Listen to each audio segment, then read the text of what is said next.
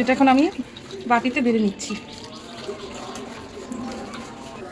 পরিবেশনের আগে আমি একটু করে টালা জিরার গুঁড়া দিয়ে দিচ্ছি।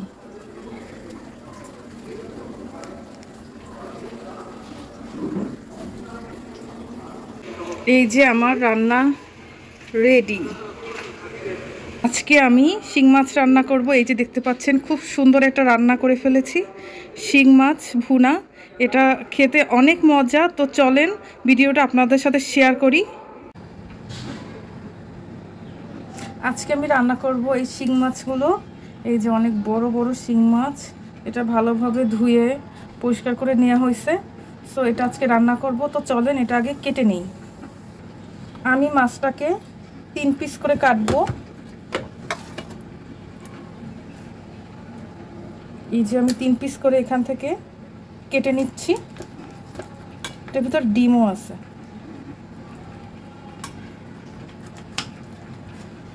এই যে 3 পিস করে কেটে নিচ্ছি।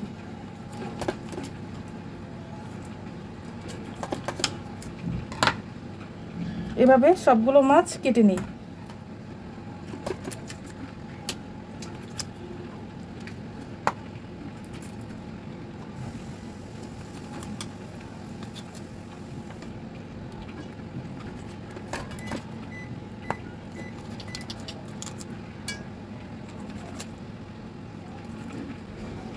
এই যে আমি মাছগুলো সব কেটে নিয়েছি।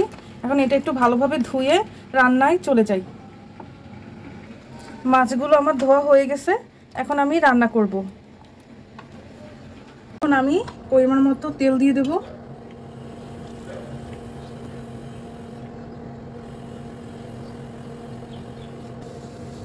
তেলটা গরম হয়ে গেছে, এখন আমি পরিমাণ মতো পেঁয়াজ দিয়ে দিতেছি।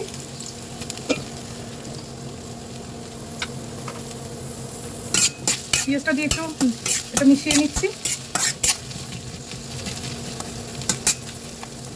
এখন আমি দিয়ে দেবো 3-4টা কাঁচামরিচ।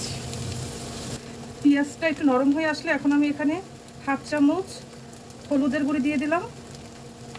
আর একটু লাগবে, আর একটু পরিমাণ দিয়ে দিলাম। তারপর একে একে সব মশলাগুলো আমি দিয়ে দেব। দিয়ে দিলাম একটু আদা 1 চামচ পরিমাণ। তারপর দিয়ে দেব 1 টেবিল চামচ পরিমাণ রসুন। দিয়ে আমি এটা ভালোভাবে একটু মিশিয়ে নিই।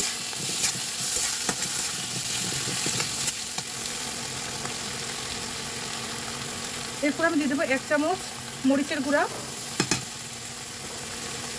আর দিয়ে দেবো স্বাদ মতো লবণ।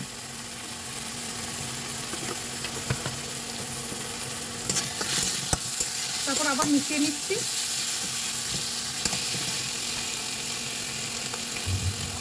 মশলাটা কষানোর জন্য আমি একটু পানি দিয়ে দিচ্ছি।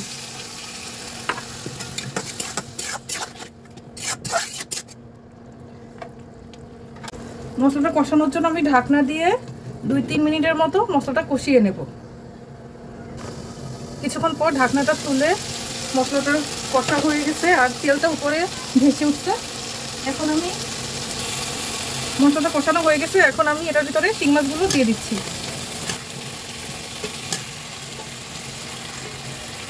শিং মাছগুলো দিয়ে দিলাম। এখন এটা একটু ভালোভাবে মিশিয়ে নিই।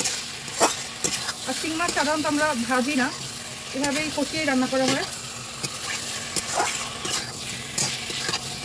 এই পর্যায়ে আমি আরেকটু পানি দিয়ে, অল্প একটু পানি দিয়ে আবার ঢাকনা দিয়ে একটু শিং মাছের সাথে মশলাটা ভালোভাবে কষিয়ে নেব।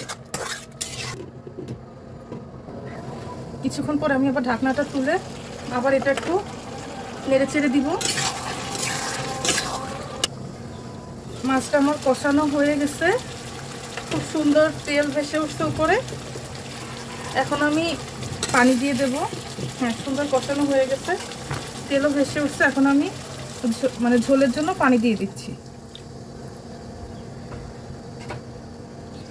পানি দিয়ে এখন আমি এটা একটু নেড়ে দিচ্ছি।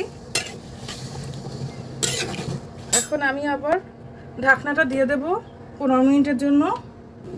এখন আমি ঢাকনাটা তুলে মাছগুলোকে একটু নেড়ে চেড়ে দিব। ঢাকনাটা, মাছটা হয়ে আসছে, আর বেশি টাইম লাগবে না। এখন আমি ধনিয়া পাতাগুলো দিয়ে দেব।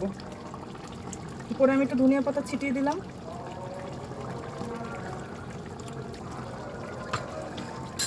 এখন আমি বেশিক্ষণ আর রান্না করব না, এটাকে আর 1 মিনিটের মতো এভাবে রেখে তারপর এটা আমি বেড়ে নেব। এই যে আমার শিং মাছ রেডি। এটা এখন আমি একটা বাটিতে বেড়ে ফেলবো। এটা এখন আমি বাটিতে বেড়ে নিচ্ছি।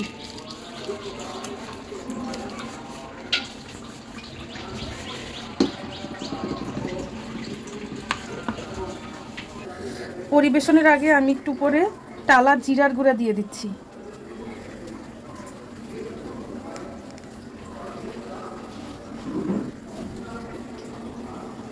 এই যে আমার রান্না রেডি।